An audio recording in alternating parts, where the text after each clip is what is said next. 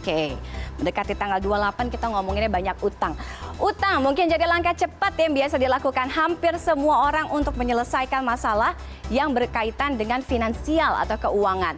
Nah, di era digital seperti sekarang, fasilitas dalam memperoleh pinjaman, ini utang menjadi lebih gampang, lebih mudah, cepat, dan juga pastinya nggak ribet. Tapi apa saja yang harus Anda pikirkan matang-matang ya sebelum berutang. Coba kita tanya, ini dia ahlinya, ada perencana keuangan, ada Mas Safir Senduk. Selamat malam Mas Safir. Selamat malam Tiffany. Soalnya kalau ingat utang, ingatnya Mas Safir, bukan berarti banyak utang ya.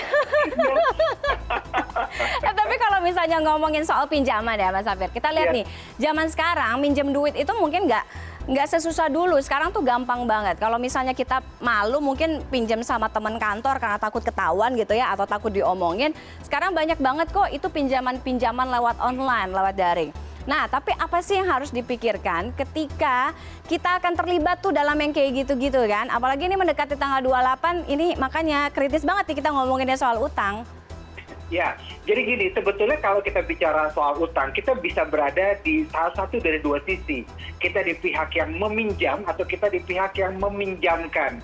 Nah, tadi yang Anda cerita, Tiffany, tips-tips yang Anda kasih tadi itu adalah tips bagi orang yang ingin meminjamkan gitu ya, meminjamkan. Tapi sekarang pertanyaannya adalah kalau kita ingin meminjam, apa yang harus kita lakukan? Saya mau kasih tahu dulu bahwa sebetulnya masalah utang piutang ini adalah lebih erat kaitannya dengan psikologis. Jadi kalau misalnya kita mau kita ingin pinjam dari orang lain, misalnya kita bisa pinjam dari dua pihak. Kita bisa pinjam secara perorangan, jadi kita pinjam ke teman kantor, teman nongkrong, teman arisan dan lain sebagainya. Atau yang kedua, kita bisa pinjam ke lembaga resmi, ada yang namanya bank, ada yang namanya P2P lending dan lain sebagainya. Nah, biasanya kalau misalnya kita pinjam ke perorangan, biasanya dia lebih fleksibel. Kenapa? Karena kalau nanti suatu saat kita lagi nggak bisa bayar, ada masalah, dia biasanya lebih fleksibel. Kita bisa bilang, bro, aku lagi nggak bisa bayar nih, sorry nih, geser seminggu ya, boleh nggak? Oh, boleh. Jadi ada kelebihannya minjem sama perorangan. Tapi tipsnya sederhana sekali. Kalau kita minjem sama orang yang perorangan ibaratnya, jalin hubungan baik dengan dia. Ya, jalin hubungan baik. Jangan hanya datang ke dia kalau kita lagi butuh pinjaman, tapi kalau kita belum balik, ini kita menjauh dari dia. Jangan. Kenapa? Tetap dekat dengan dia. Kenapa? Karena kalau nanti ada apa-apa, kita lagi nggak bisa bayar, lebih mudah negonya. Kenapa? Karena kita dekat sama dia. Nah, kesalahan kebanyakan orang ketika minjem adalah, habis minjem, dia jauh sama pihak yang dia pinjam itu nggak boleh, Tiffany. Jadi nanti, Tiffany, kalau Anda mau pinjam sama teman, Tiffany, tetap jalin hubungan sama dia, supaya jaga-jaga kalau nanti Anda lagi nggak bisa bayar, dia lebih mudah untuk dinego. Iya. Tapi itu penting loh, karena kita mungkin buat orang-orang ini kan jadi kayak, oh ternyata emang kalau ngutang itu harus maintain relationship ya, harus jaga silaturahmi. Mungkin itu yang nggak kepikiran sama mereka, makanya ditagih utang terus-terus ya. Betul. Tapi kalau ngomongin ngutang nih, utang lah. Itu sebenarnya wajar nggak sih? Karena kan kebutuhan orang tuh kan beda-beda kan, Mas Safir kan, ya kan? Yeah. Terus habis itu kita juga dihadapkan bukan hanya soal kebutuhan, tapi ya kantong ini kita juga tidak bisa memprediksi keadaan kita akan ada di keadaan yang mana nih, yang levelnya rendah, sedang gitu, atau yang ada di atas, kita juga nggak bisa prediksi itu gitu. Jadi gimana nih, wajar apa nggak sebenarnya kalau ngutang tuh? Zaman dulu, orang tua kita zaman dulu bilang kalau bisa nak jangan utang. Kenapa? Utang itu jelek sekali. Kalau bisa hindari utang. Betul.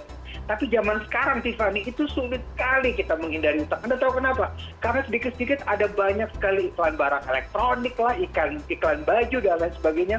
Belum lagi iklan cicilan tetap dan lain sebagainya. Jadi di zaman sekarang, kalau orang itu nggak punya utang, itu mungkin saya pikir memang ada, tapi tidak banyak saya pikir. Jadi menurut saya, zaman sekarang kalaupun Anda berutang, tidak masalah. Yang salah adalah kalau kita tidak bisa memanage utang-utang tersebut.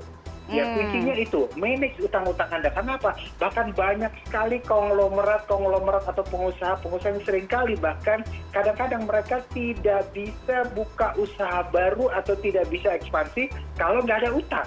Jadi sama mereka, bahkan utang itu menjadi leverage atau daya pengungkit buat mereka untuk lebih maju lagi.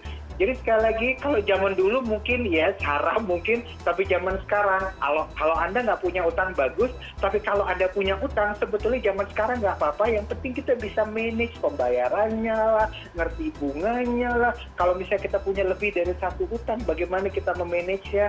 Kalau kata Pak Jokowi bilang ada gas, ada rem tuh. Kapan kita bisa bayar? Hal-hal seperti itu yang harus bisa kita manage. Dan kebanyakan orang kesalahan mereka adalah mereka tidak bisa memanage utang-utang yang mereka punya. Iya, karena godaannya banyak banget Mas Safir. Jadi godaannya itu, apalagi sekarang kan eranya digital nih, godaan sisis online itu loh, kalau di Instagram, di sosmed itu kan, apalagi kalau malam-malam udah nggak ada kerjaan, anak udah tidur gitu kan, kayak gitu. Ini kayak curhat colongan saya. Nah, godaan lainnya itu juga godaan kartu kredit ya. Jadi kartu kredit itu dianggap sebagai salah satu alat untuk berutang. Apalagi ya kalau misalnya kita sering transaksi, khususnya mungkin sekarang kebanyakan online ya. Nah, pihak bank itu kadang-kadang memberikan manfaat yang lebih untuk nasabahnya. Ini kita harus nge-happy atau harus ngeri ketika ada di situasi kayak gini nih?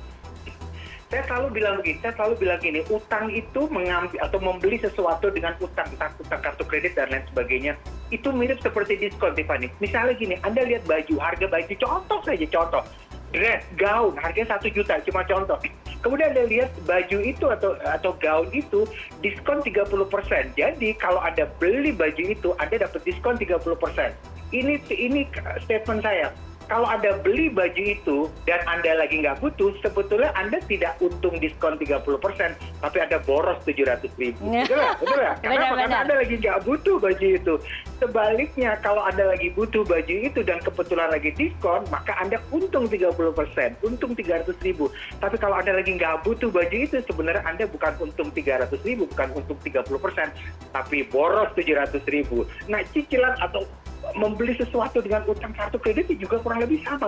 Kalau kita lagi nggak butuh barang itu, walaupun pembeliannya ada benefit tertentu, tapi kalau kita lagi nggak butuh barang itu, sebetulnya Anda sudah lebih boros. Sebaliknya, kalau Anda lagi butuh barang itu dan kartu kredit itu menawarkan benefit tertentu, maka yes, Anda lebih untung. Jadi kita harus bisa membedakan kapan kita butuh dan kapan kita sebetulnya cuma ingin aja. Masalahnya Tiffany, kadang-kadang butuh dan ingin itu bedanya tipis. Betul sekali. Apalagi di zaman yang semua serba online gitu ya, banyak goda-godaan. Aduh, ini bagus, padahal sebenarnya nggak butuh-butuh amat, nggak dipakai juga sebenarnya kalau beli. Betul. Tapi ngomongin soal tadi kartu kredit terakhir Mas Safir, gimana sih ketika memang kita dihadapkan dengan utang kartu kredit tadi, gimana kita mengatur pos keuangan kita, alokasinya nanti harusnya seperti apa idealnya agar ini tidak membengkak gitu kan, segala macam semuanya masih termaintain dengan baik?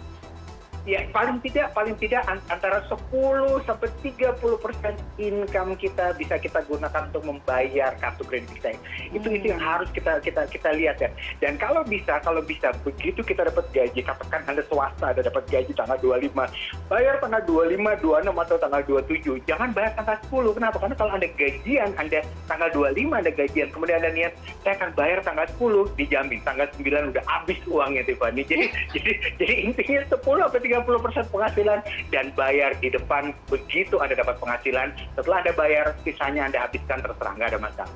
Oke, terima kasih Mas Safir buat tipsnya juga. Anda mengingatkan sama saya, gajian saya juga masih lama gara-gara ngomongin soal gajian. Terima kasih sekali lagi, mudah-mudahan ini menjadi juga ya pencerahan buat orang-orang di luar sana bagaimana mengatur keuangan dan jaga jarak dari pinjaman. Terima kasih sekali lagi, selamat malam. Terima kasih.